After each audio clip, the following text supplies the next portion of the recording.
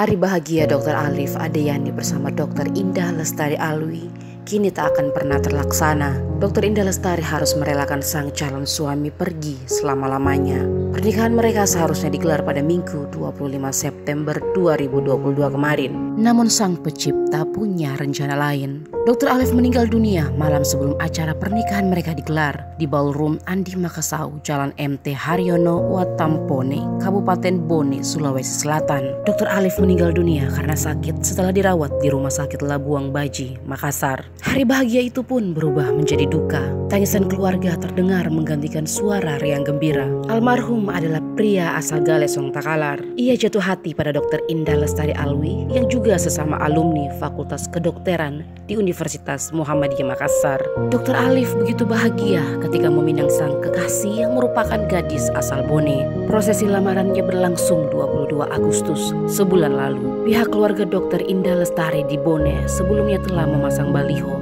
pengumuman penundaan acara pernikahan. Pengumuman itu setelah keluarga mempelai perempuan mendapat kabar jika kondisi kesehatan calon pengantin pria tidak baik dan harus mendapatkan perawatan di Rumah Sakit Labuang Baji.